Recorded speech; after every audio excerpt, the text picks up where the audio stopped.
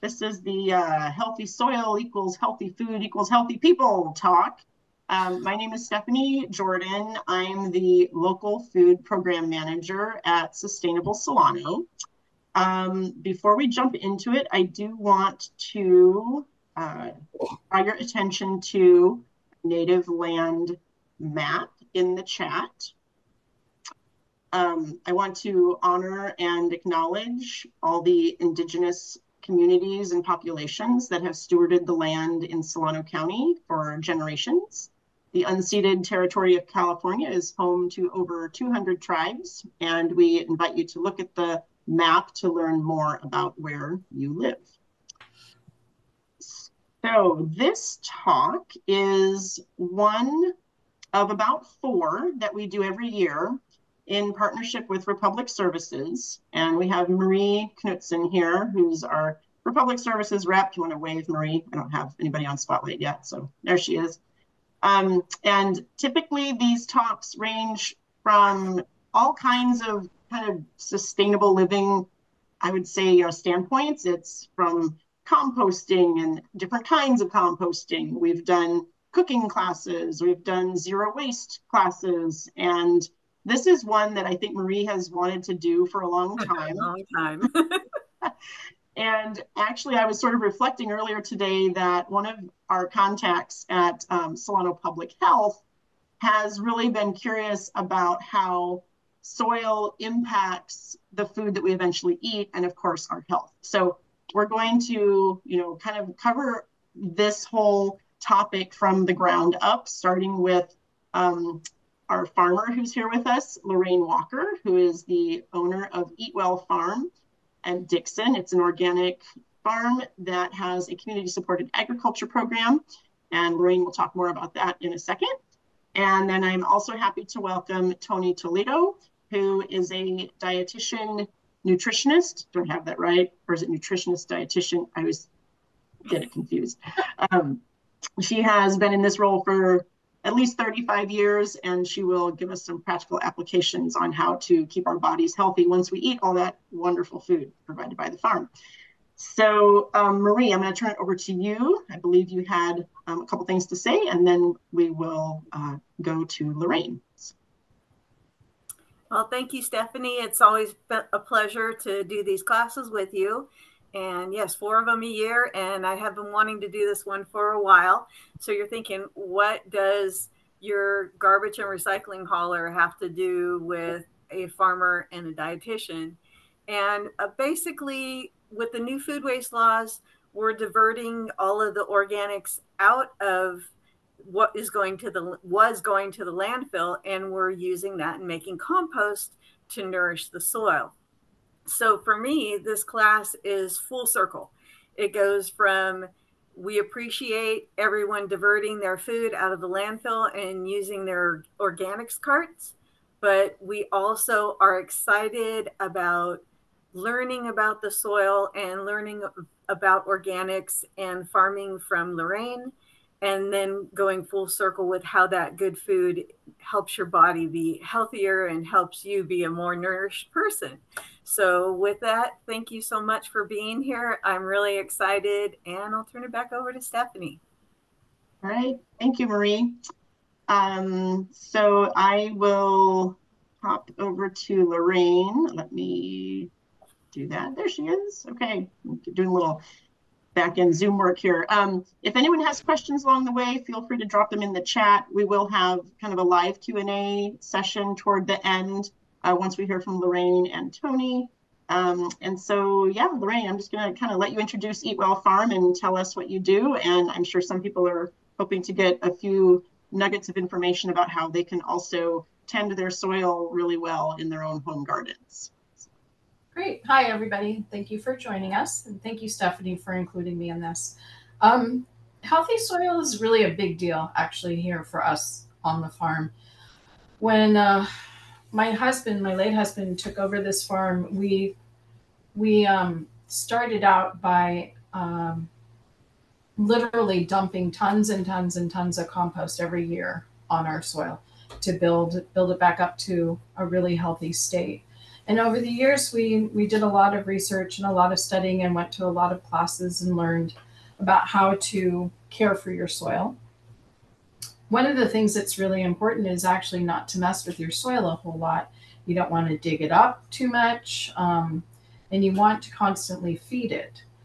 And what we ended up, where we landed actually with our soil management is really working with our chickens. So we have usually about 12 to 1,600 chickens on the farm, and we'll rotate them throughout a field over several months.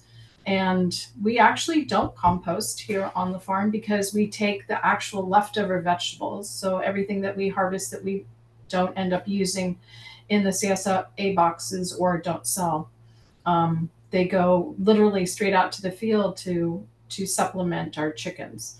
And they tend to gobble most things up. And so that allows us to kind of skip over the composting part and let the chickens do their work.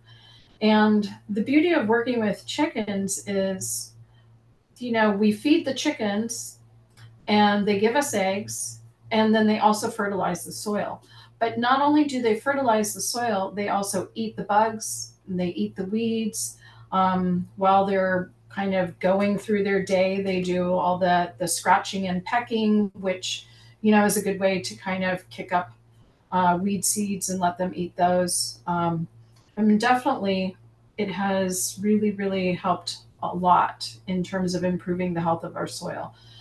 At this point, like I said, we don't use compost anymore, even though we started out for many years before we had the chickens, applying a lot of compost. And the nice thing with the chickens is it's really more of a holistic approach that we're taking. And so it also helps us in the farm be a little bit more self-contained, where, we've got extra produce, leftover produce. I'll bring stuff home from the farmer's market if we aren't donating it at the end of the day.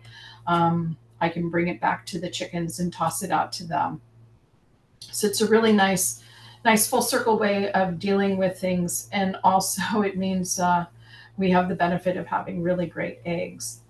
One of the things we've learned with having the chickens on the farm too is that it has changed sort of the the health of the soil is kind of a complex thing. And what you really need to do is think about soil in terms of healthy soil is actually a universe, and it is loaded with billions, literally billions and billions of little critters, whether it's bacteria or different bugs, nematodes. There's just mycorrhizome. It's just an incredible universe that lives under the soil if you allow it to be there and not disturb it by deep tilling, and not dumping lots of chemicals on it. And when you have healthy soil and you have a healthy universe of all these critters, it will do exactly what it is that the plants need at any particular given time. And one of the most amazing things that I've learned from doing some classes with Elaine Ingham, who did the whole soil food web program, is that a plant, when it's in a certain stage, whether it's in the stage of growth or it's in the stage of reproduction or whatever state the plant is in, it will send out exudates through its root system. And the way Elaine explains it is, she says that it'll send out little cookies and cakes. And depending on what state the plant is in, what stage of life the plant is in, it'll send out, let's say, an Oreo cookie because it wants to attract this type of bacteria, which will then attract the next type of critter that's one step up the food chain, which then attracts the next critter up the food chain. And as they are consuming one another and pooping out, they're actually releasing nitrogen into the soil in the state that the plant needs at that particular time. And then it goes into the next phase of its life, the plant, and will send out maybe Nutter Butter cookies. And that will attract slightly different bacteria, which will then ultimately lead to nitrogen being released or available in the form that the plant needs at that point. This is a really different concept from what happens in commercial farming, where what we do is we literally just inundate the soil with tons and tons and tons of anhydrous ammonia or nitrogen, basically. And it's all coming in one form. And basically, we're hoping the plants can take from that what it needs. This is certainly a much more holistic approach. And what it does is it means that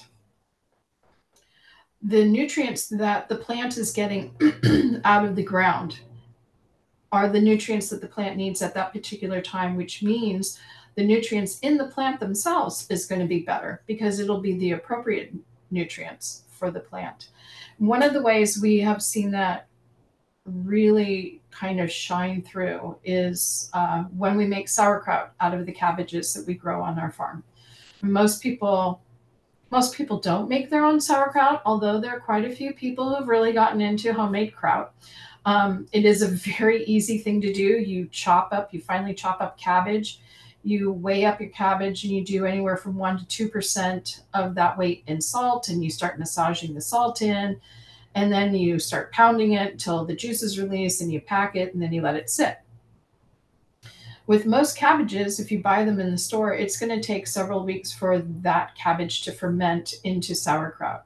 When I make my sauerkraut and I leave the cabbage sitting on the table, I could eat it as a relatively sour sauerkraut, usually in 3 to 4 days. And that's because the bacteria that's already in the layers of the cabbage, because we have so much healthy bacteria in our soil, it's really, really strong and super effective in that cabbage, and it ferments really well. It also means if we have super healthy soil, our chickens tend to stay healthy. And so when I have the vets from UC Davis bring their students out, because they like to do these field trips, or they did actually before COVID, where they would take their students to a very, very large, basically chicken factory, egg producer, and then they take them to a medium size, and then they bring them to us where we do things really different. Our chickens live outside all the time. We don't lock them in at night. They're basically, we've got them fenced in a few acre area, and we let them be happy, healthy chickens. Of course, we feed them as well, because what's on the ground isn't enough. But it's very, very different from free range, or obviously completely different from a caged chicken or housed chicken, because actually I believe caged chickens are no longer legal in California. But what we have found over the years too, with this practice of allowing our chickens to sort of run free and building up the health of our soil, our chickens have gotten a lot healthier. And so the vet students are always really astounded when they're talking to me and asking what kind of diseases we have to deal with our chickens. And almost never do our chickens get sick. Very, very rarely. And I think, it's the chickens are building the health of the soil and keeping the soil healthy. And the healthy soil is helping to keep our chickens healthy. So there's in our little microcosm on the farm, there's a kind of a full circle thing that's happening there. But then it expands out, of course, because the soil is healthier, our chickens are healthier, which means our eggs are pretty good. It also means that the veggies that we're growing are really pretty stellar. And the cabbage is a really great example, because it's something that you can really notice a difference in time-wise. And the fact that our cabbages ferment so quickly is really just a sign of the bacteria, the good bacteria, the probiotics that we're all looking for in our diet. And just the, how strong that is in the cabbages that we're growing. I'm trying to think of So one of the things that I've also noticed, and this is actually something really interesting. I've hosted a lot of students on the farm, like elementary school students. And we used to host a summer camp here too. And I will take kids out on the farm and have them try things. And I'm talking to kids who won't eat vegetables. I had one child here for summer camp one year who told me he hated strawberries and he would never eat strawberries. And I asked him, I said, well, if I pick you the perfect strawberry, will you at least taste it? He said, okay, if you pick me the perfect strawberry, I will taste it. So we were all out in the strawberry field and I found a really good dark red juicy strawberry. And I said, I think this is going to be a good one. So I gave it to him and his whole face just lit up and he's like, oh my God, this is the best strawberry I've ever had. I love Eatwell strawberries. He still wouldn't eat strawberries from the store, but he would eat my strawberries. And I hear that about our strawberries. I hear that about our sweet potatoes. We're one of the few farmers locally that's still growing sweet potatoes, which are kind of a pain in the butt and kind of an expensive crop to grow. But the flavor that you get when you're eating our sweet potatoes, the meat is a dark, intense orange, and you can taste the earthiness in it. You can taste the minerals, and it's just really incredible. And also, of course, the sugar, because those sweet potatoes are very sweet. And that when you're eating food that is locally produced and harvested when it's supposed to be harvested and grown in soil that actually has nutrients in it, you will always taste that. As another example, so we don't grow carrots on our farm, but 10 minutes down the road, our neighbors at Terra Firma grow carrots because they're a much bigger farm. They have a carrot harvester, and they're just set up a lot better than we are to grow a crop like carrots. So we supply our CSA members. We'll buy them and add them to our CSA box. And I could tell you the difference in taste of those carrots compared to the carrots, especially those little supposed baby carrots that you buy in the store. It is night and day. And you can taste what is happening in the soil in those carrots.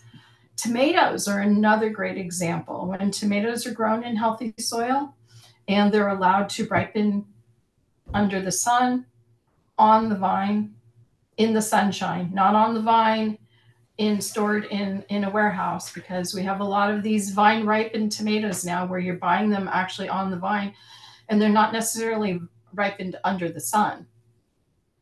All of that affects the nutrients, and that is what's showing up in the flavor, and it shows up in the color. When you cut a tomato and you look inside of it and it's juicy and it's red, it's not white, it's not mealy, you know that it has been grown in good soil.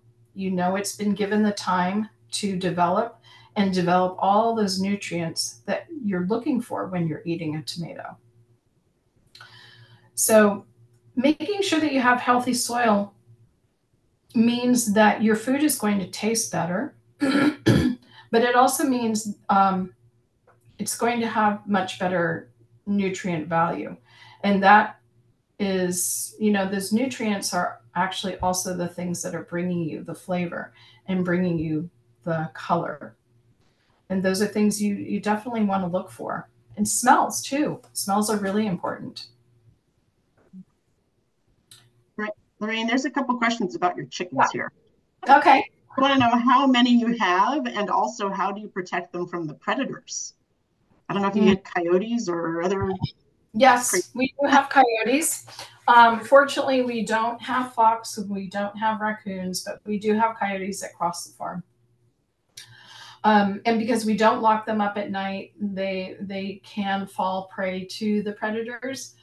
Mostly it's the ones that are more rebellious and jump outside the fence and don't come back in at night. We will lose chickens here and there, but not too many.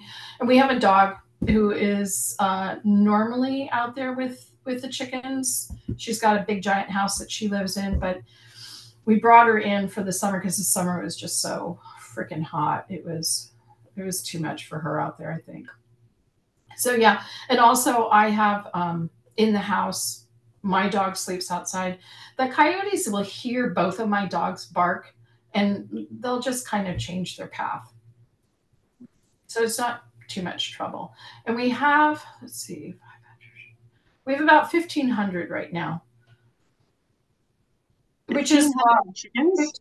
Yeah, we used to always have just under 3,000, but that was back in the day when pasture-raised eggs was not a super common thing. And you certainly didn't find those eggs in the stores. And at the farmers market in San Francisco, there was only one other egg seller, and then there was us. So now everybody's got eggs. I don't need to have that many chickens anymore because, I don't have wholesale accounts, and chickens are a lot of work. Because we also, in addition to the layer pellets that we give them, we also buy whole wheat, which we soak, essentially kind of sprout for 24 hours before we feed them. And that definitely helps too. Were there other chicken questions? That was it for the chicken questions. But there's another question just about if you have any soil tricks you can tell us for home gardens. I mean, I heard compost. I know chickens are a little difficult if you have just a backyard, but the no-tilling I think is important.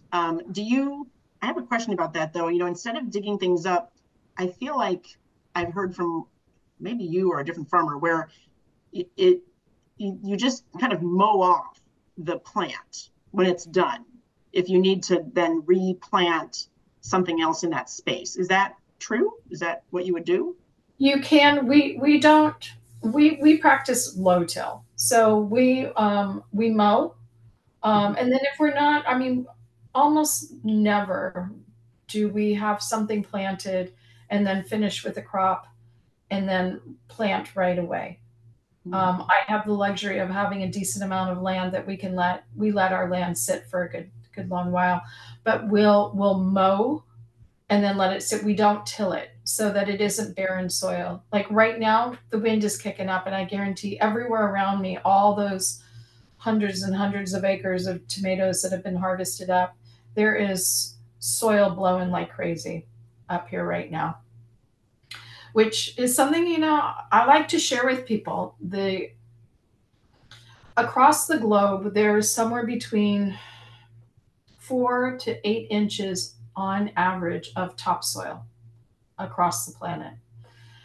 On my land here, where we are in the Dixon Ridge, we live in one of the most incredible farming regions in the world, literally. The topsoil on my farm is about 11 feet deep. And my neighbors 10 minutes away from me, they've been tested at 30 feet. So, the topsoil here is incredible. And the amount of activity and whatnot, if you treat your land well here, is really, really amazing. And so it's very disheartening to see the big tomato producers harvest their tomatoes and then immediately till up their soil and then let it all kind of just blow for the winter. But there is a big movement to sow pasture seed and, to keep soil put. And also because when you have pasture growing, you've got the roots and you've got that life happening. So anyway, getting back to that question of mowing and not for a home purpose, I think it would be really easy to do that. For us, we already have huge issues with weeds, so we do need to do a little bit of tilling, but we'll mow, we let it sit for a few days, and then we'll do low till. And so that vegetation all gets disked into the soil and it's considered green manure. It's kind of our own, a different way of composting, I suppose you could say. Rather than, chopping everything up and then going out and immediately spraying to make sure everything is killed. Mm-hmm. So, right. Thank you, Lorraine. Yeah. On the topic of soil health and, the topsoil, I'm going to just give a little advertisement for a film that actually it's the Solano Local Food System Alliance. We are presenting a film called Common Ground, which really focuses in on how soil health and climate intersect. And it's really about how regenerative agriculture has great potential to solve the climate crisis that we're in. We'll be showing it next week, next Thursday, actually, on October 24 at Journey Downtown in Vacaville. At some point, I'll drop into the chat the Eventbrite link if anybody's interested. So just a little plug for that. Okay, so thank you, Lorraine. You know what, toward the end, I will also share Lorraine's website, the Eatwell Farm. If anyone is in Benicia, actually, or anywhere in Solano, because Eatwell Farm, I think, delivers to every city in Solano County right now. But maybe I'll do that right now, actually. Let me just share. Instead of talking about it for later, let's see. I thought I had it pulled up. Let me try it again. So if anyone doesn't know, CSA stands for Community Supported Agriculture. And it's the idea of, having a farm box every week. So here's Eatwell's website, and you can actually find out what's a CSA right here. How does it work? So I've been subscribing to Eatwell for years, I think at this point. Lorraine has 2 different box sizes. One is a box for 2 and one is a family box. And it just depends on, what size you get. You can do every week, you can do every other week. You're buying direct from Lorraine, essentially. In Benicia, it gets dropped at Heritage Presbyterian Church on Wednesdays. And, you can just set it all up with Lorraine. It's basically just a relationship between the customer and the farmer. And this CSAs began as, a way for the farmers to get the resources they needed in order to buy seeds and everything that they, get their machinery lined up in order to do initial plantings. And so I will say that the boxes got really fun. What I like about Lorraine is she really does grow some unique things. There's, of course, the standard, tomatoes in the summer and kale in the winter and all of that. But there's also some fun turnips and, there's grapes, so fruits. Another fun thing, Lorraine, if you could just talk about your partnerships with some other producers. I think you really do a fantastic and great job of bringing in other products for people to order as add-ons. Yeah. So I was talking with all the ladies earlier, and I said, in all my years of being involved in the organic and natural foods world, you could say, and as a person who started cooking literally when I was 5, so I've been cooking for a really, really long time, and I have this tremendous love of food. I have come to really believe the most important way to improve your health is to eat as many local foods as you possibly can. And when you do that, you have the opportunity to build a relationship with the people who are actually producing the food that you're eating. And therefore, when you sit down at the table, I can't tell you how many CSA members will tell me their kids will come to the table and it's like, are these Lorraine's eggs? If they're not Lorraine's eggs, I don't want them. Or, oh, these carrots aren't from the farm box. I can tell, even though they're not my carrots, they're terra firma's carrots, but they're just down the road. And so, we're limited to what we can do. I have a very small crew and they're only, there's only so much we can do here. So what I started doing several years ago, actually before the pandemic, and then it kind of exploded with COVID, was to offer a lot of items from other local food producers. So as an example, I get terra firma's carrots. Right now they've got persimmons, so I'm offering the persimmons as extras. We do the farmers market in San Francisco at the Ferry Building, and we have some pretty great farmers down there. And Stan Devoto is over in Sebastopol, and he is an amazing apple farmer. He's got something like 150 varieties of apples. So Friday mornings, I'll text with Stan at about 7 o'clock in the morning. And usually on Wednesday, Thursday, I'll check in with him and say, so which apples are looking good this week? And he'll give me an idea of what he's probably going to be picking 7 o'clock in the morning. I'm telling him how many cases I want. He goes out to the orchard, he picks them, and then I get them Saturday morning and they get delivered to you the next week. Most people are eating apples bought in a store. They can be 9 months old, 9 months in storage. These apples literally are getting picked for us. And it's such a different world. We get raisins from Cape Canyon Ranch, which is up in the Cape Valley. I'm working with David Cazell, who is Cape Mills, and he will grow some wheat. He actually grew wheat on our farm this year.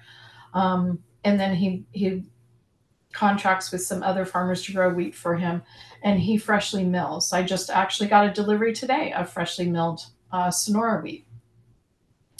And then I pick up tofu from Hodo, and Brokaw is they're an avocado orchard from Southern California, but their stand is literally right next to my stand at the farmer's market. So I pick up avocados from him, and those are the best avocados you will ever eat, except maybe from Australia. But here in California, Brokaw has definitely the best avocados. And it's really incredible to be able to offer my CSA members these extra items. Things I got super spoiled eating and picking up when I was at the market every week. And I thought, I think the members would really like these. So that's one of the things I love to do. I'm muted. Thank you, Lorraine. Yes, I will share. I'll put the Eatwell website in the chat too. And then, yep, you guys can check it out. All right, awesome. All right, now we will hear from Toni Toledo. Let me place spotlight. There we are. Okay, I'm getting the hang of this. All right, so Toni's here to tell us how we can utilize all this food and hopefully be healthier. Well, I will say, can you hear me okay? Mm-hmm.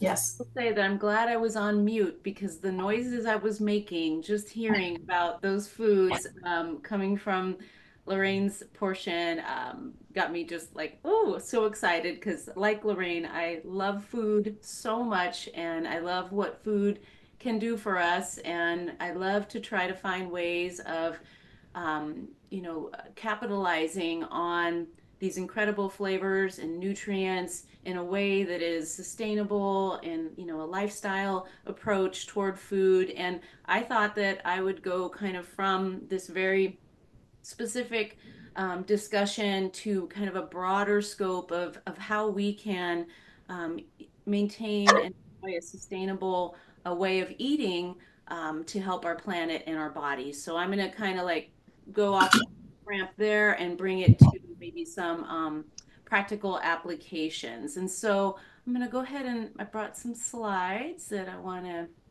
share. Do not look at how many tabs I have open, because that is a reflection of my life right now.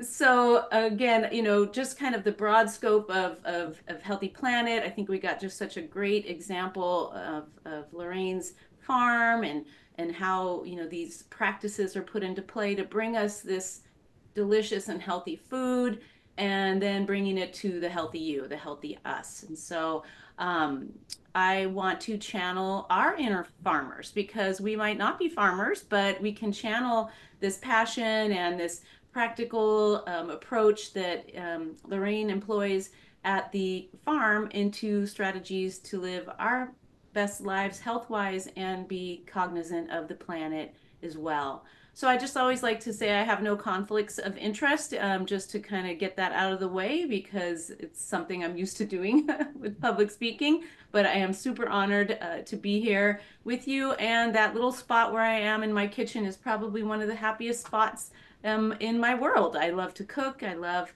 memories of food. I love all the recipes from my Sicilian and Portuguese grandparents, mixed with all the foods that I get to enjoy in, learning to cook and enjoy foods over the last 35 years in my field, and just being a little ravenous eater my whole life as well. So That's one of my happy places. I'm born and raised right here. I'm actually from Campbell, California. And so I used to work up in Solano County and I had a clinic in Dixon. So listening to you, Lorraine, made me feel very close to you. And I worked a lot with migrant farm workers out in the camps. And so it's just fun to connect to you that way. But I've been in health education, a coach and a dietitian forever. Went to 2 land grant schools for undergrad and graduate school. So the land is kind of in who I am, even though I'm not a farmer per se. Done research both at Stanford and the University of Minnesota. And now I'm a part-time instructor at San Jose State, where we just talked about how carbohydrates are grown with the sun and the soil. I mean, we just went through that with my students, I think, last week. I have a little podcast called Positive Approaches to Health, where we talk about all the things you can do for health, because I think it's all too easy to be told all the things we cannot do. And I like to go from that positive standpoint. And I love to public speak on all kinds of topics. So again, I'm honored to be here. But just so you know a little bit about this person who's speaking at you for the next 15, 20 minutes, a little background on me. But I knew because I cheated and I went to the website earlier for Eatwell and I was digging around and super excited about all the things that were being done there. And I knew that I was going to learn a lot. I did not realize my jaw would drop a couple times learning some of the things that Lorraine just shared with us from her farm.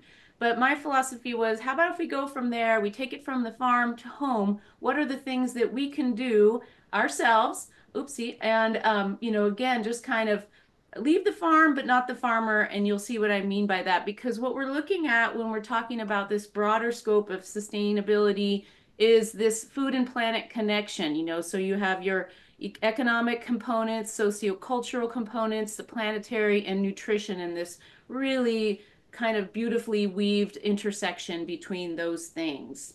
So my objectives hopefully are to, in my short time with you, introduce a fun framework of 5 food-related things that we can focus on to support our health and the health of our planet. And this is where I was confessing to the ladies before we joined all of you that I do border kind of the line of cheesy. I love acronyms. I love things that kind of use maybe a little bit or a device, because that's how I learn and how I get excited about things. So forgive me if that's not your thing, but that's how I structured my portion here. And in this framework, again, the goal is to capitalize on tasty and nutritious foods to feel our best in a sustainable way, both behaviorally sustainable and for the planet. And we're just going to go through some basics in this short amount of time. Top layer, practical tips, and next steps. And in crafting this, I was overwhelmed, to be honest, because this not only could be a college course, as Lorraine just exhibited, it could be a lifelong time of learning about all of this.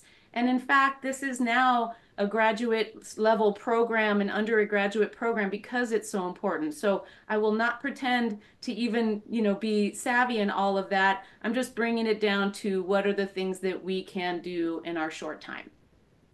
So you say, what is this fun framework? Now, I think it's fun. And I also feel like I want to nod to who we just met. Lorraine just illuminated us. I feel inspired in many ways to think about where I'm getting my food and, the tools that I use. And I'm highly motivated to think about my impact. So our farmer, or she described herself, I think earlier as a farmer's wife, but I think legit farmer, Lorraine. And so what I did was I just developed a little acronym with the word farmer to guide this portion of the discussion. And I'll go through each of these. F for focus on plants. A for awareness. Excuse that these are not perfectly grammatically consistent, but work with me here. R, reduce food waste.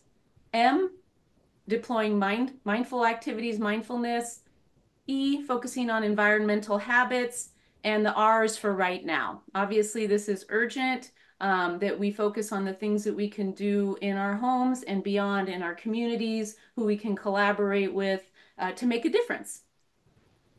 So just real quick on sustainable, kind of the idea of eating more sustainably. And forgive me if this is already something you're super familiar with, but I like to just kind of set the table, so to speak. What are those things we can do for the planet, the environment, and our health? And really, at the end of the day, this is about choosing foods that are good for the environment and our bodies, that provide energy, uphold health without negatively impacting the ability of future generations. Because again, we have to be forward looking when we're making choices right now. Sustainable diets or sustainable ways of eating have that positive impact on the environment, promoting adequate food and nutrition supply and a healthy lifestyle for people while considering and prioritizing cultural, social, economic impact, as well as systems-based solutions. And it's funny because this unique system that you have, Lorraine, really resonated with me with the chickens and how that has evolved over time. But there are big and small systems obviously being considered. So again, this acronym, we're just going to walk through these together. And the first one is focus on plants. And it's really important, I think, to keep in mind that a plant-forward style of eating really is featuring plants. They're the main event. They're the star, the spotlight.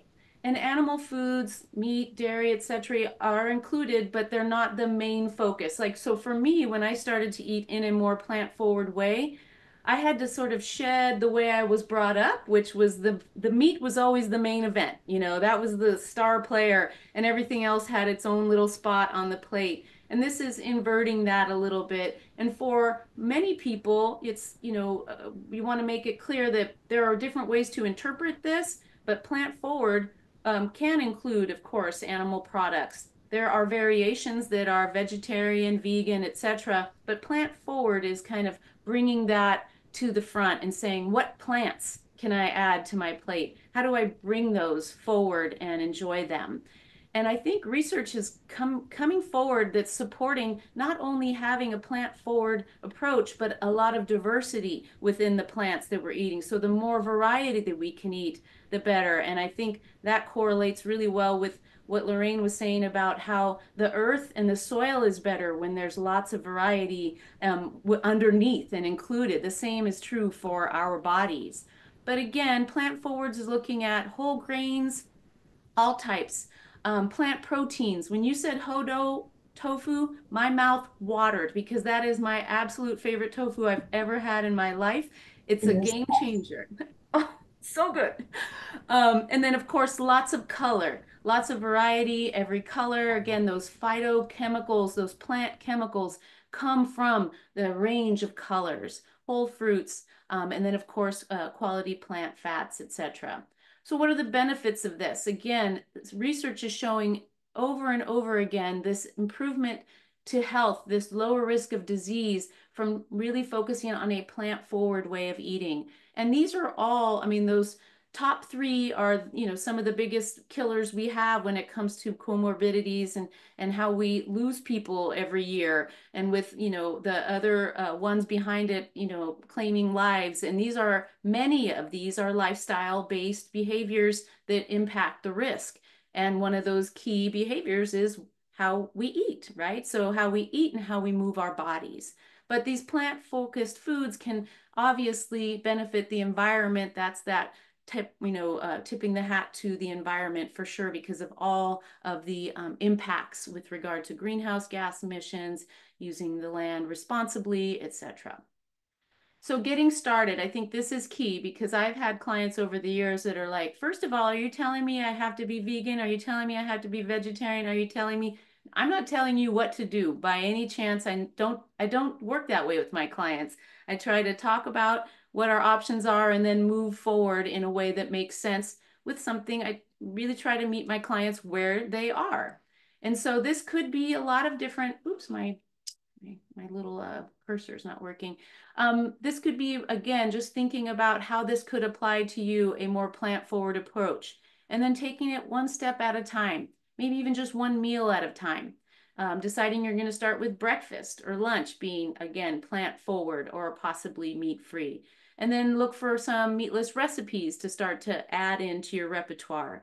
And then bring it in, adding more plant foods, again, bolstering that and branching out. And what a perfect way to do this should you add in a CSA experience, because every week or 2 weeks, you're going to get all brand new things and things that you can try and get creative, and go a little out of your comfort zone, trying new things. So again, aiming for the plate to be 3/4 the way, with plant foods, and again, reducing meat portions. And again, I'm not going to get into the environmental impact of different types of meat production. I think we're all pretty savvy to that, but this is just using that framework. So still in that F, again, that plant forward focus, focusing on plants, pulses, lentils and chickpeas. And oh my God, there's just so many wonderful ways to think about this, but plant rich, more plant-based. You can decide how you want it to sound, but again, it's working at creating a pattern that allows for health for yourself and health for the planet. The A is for awareness, and this evening, you're doing this right now, right? You're heightening your awareness by attending something, learning from a farmer, thinking about what's around you, whether that's the local resources, seasonality, of course, is key, but also policies. What's going on? What types of collaborations are out there? Like just this collaboration tonight is rocking my world, because we've got, people from different walks of life coming together with a topic that intersects. This is exciting stuff, right? So being aware of what's out there, but then at the end of the day, we get to make those choices. We get to practice habits and behaviors in these different areas, but it all starts with awareness. So I just threw the little image up here as far as all the different things we want to consider in that sustainable framework.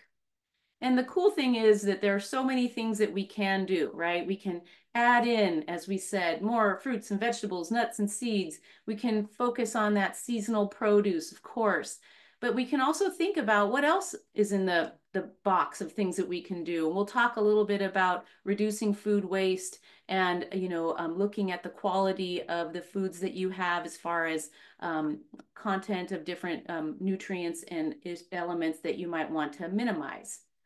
So I definitely wanted to give a shout out to farmers markets, of course, which Lorraine already mentioned, and CSAs. You have a great one to start with right here. You already know the farmer, right? But if you're somewhere else and you just want to kind of see what else is out there, these are all live links that Marie and Stephanie, I can send the slide deck if anyone is interested. You easily just right click these and they're there for you. But the relationships built at the farmers markets, the demystifying of how to cook a certain food or try something, that again, connection with other humans, utilizing these great local places that have seasonal produce that now. I mean, that sweet potato that you described, I could taste, Lorraine, because I could sense, just the earth and all of the nutrients and everything that was going on in there. Again, a beautifully grown and harvested seasonal product.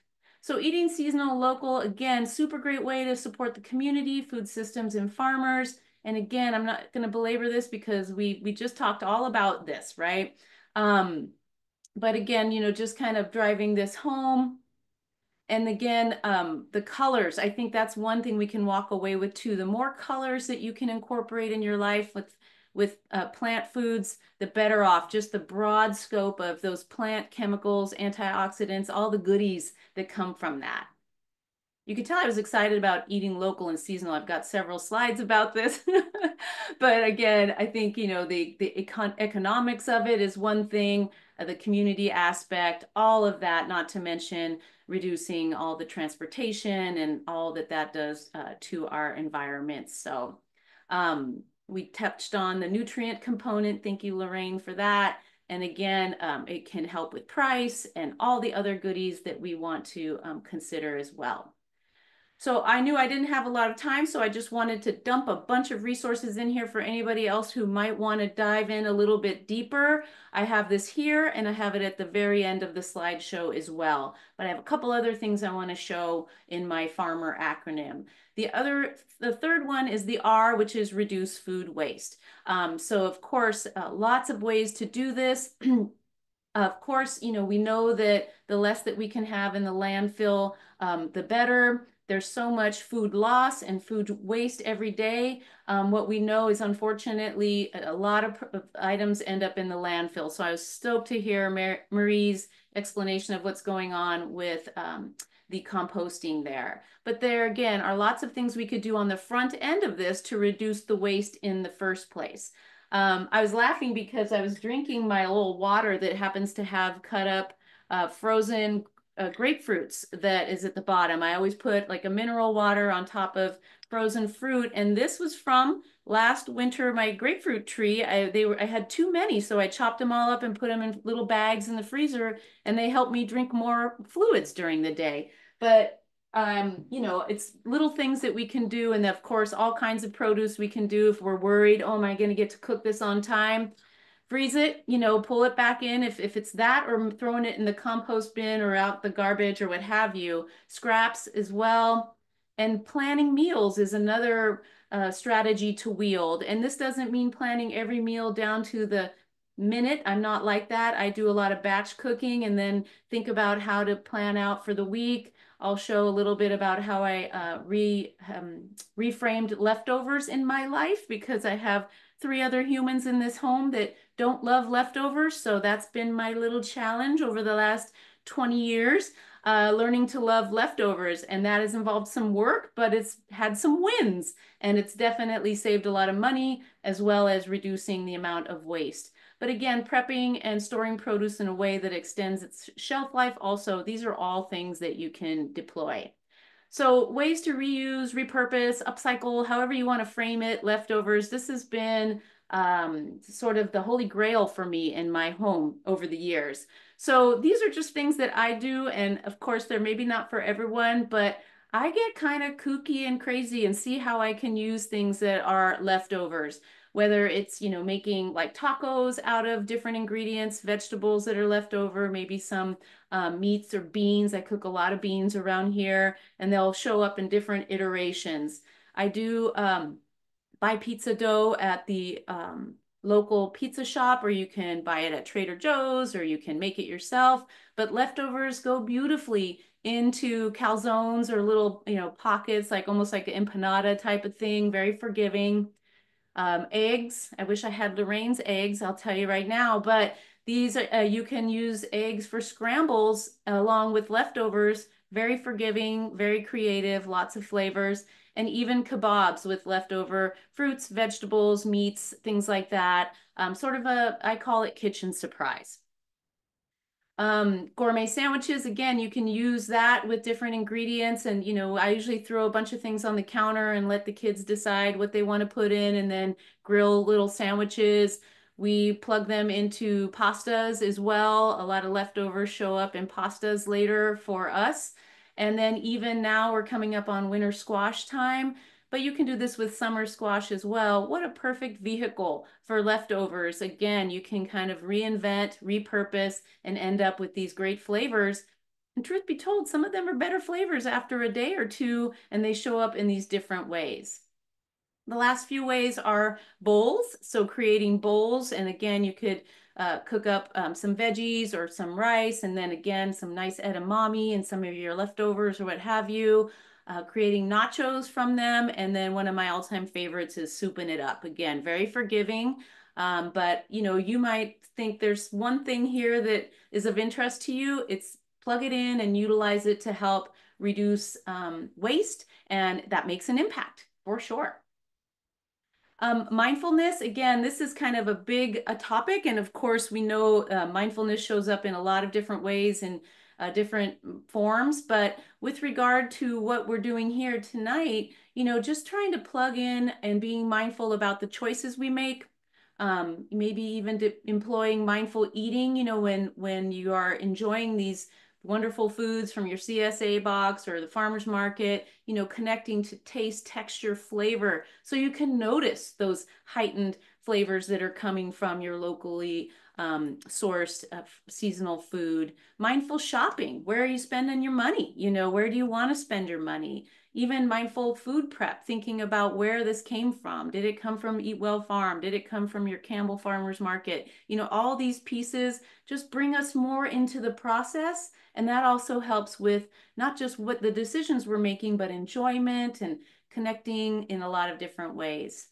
And then I just stole a few images. I won't belabor these, but these were some research studies related to the work of Jon Kabat-Zinn over the years that look at the role that mindfulness plays in well-being, values, empathy, compassion, and we need to have all those things when we're thinking about our planet and future generations and leading to sustainable behavior.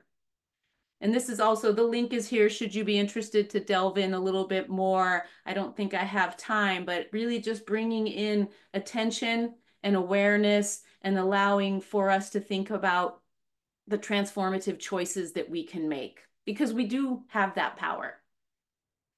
And then the E again in the farmer acronym is just really thinking about our environmental habits and thinking about what it is that I can do. You know, are there things that I can do day to day that make a big difference? And this little image here to the right has, you know, 9 things you could consider that all make an impact, small or large. Every little drop in the bucket makes a difference. And so, you know, maybe you're inspired to plant something because of the conversation today, or maybe some of these other household choices that we can make to make those differences accumulate. And then finally, I would be remiss if I didn't say that the time is right now, right? I mean, we need to be doing this now or yesterday with these things. So it's like, all right, how do we consider some of the choices? I would think this farmer acronym offers up a menu of things for you to think about. Oh, these are the things I'm already doing, and here are some things that I can consider doing in the future. So all in all, the big farmer acronym. So just to summarize, I do have some recipes and other resources at the end, but I always, when I work with my clients or if I'm doing a public speaking event, I always want to urge someone to think about, you know, what is it that you already do? Because I think it's always helpful to build from a base of habits that you have, and then what can you try? So maybe a small next step, something that you can add to your repertoire, because again, the more we can do, the better for our community, our environment, and our health. So this was intended to just be a bunch of tips, you know, sort of thrown about for you to think about and integrate some more of these habits into your everyday life. Start slow, start where you are, do what's best for you, but again, think about the impact there. So a few recipes I just have, and these will be in the slide deck available for you. This is also one of those like kind of simple, this is from Old Ways. Old Ways has a beautiful database of cultural recipes from all over the world. And obviously this one has some nice little olives and some greens and some pasta. But this is a beautiful plant-based recipe that's easy without a lot of complicated recipes, you know, ingredients. So the penne with greens and beans, and then of course, arugula salad, one of my all-time favorites. Again, if this is a seasonal recipe to save, that's all great, but this is kind of inspired by a caprese salad. But you can plug and play with other seasonal recipe items as well, but it's just that simple greens, fresh herbs, and utilizing some delicious ingredients, olive oil, balsamic vinegar. My mouth's watering. I'm like an hour past dinner right now, so. And then Old Ways, I mentioned, I love this website because again, it nods towards cultural food traditions with all kinds of wonderful dishes that you can create. They have a wonderful database from heritage diets to just, you know, ingredients or recipes that you're looking for. And I just love this chickpea salad. Looked like something I could eat right this minute. But again, lots of flavors to consider. So just a few things to think about. Again, these are all resources here for you. I love this article, the 10 best plant-based farmers market recipes. One of my colleagues is a plant-powered dietitian, Sharon Palmer. These are some really good ones. And I just want to finally say that, again, this is a journey. Small changes can lead to big impacts. Think about one small change you could make, and this is the way we bridge the gap between farming practices, consumer choices, and it helps all of us move towards more achievable and practical ways of living. So I hope you've had a good time tonight, and I hope it's been helpful. We can make a difference. I love this. You are a seed in the garden of change. 100% believe that. And I want to thank you very much. I've got 3 other slides with some resources you can check out.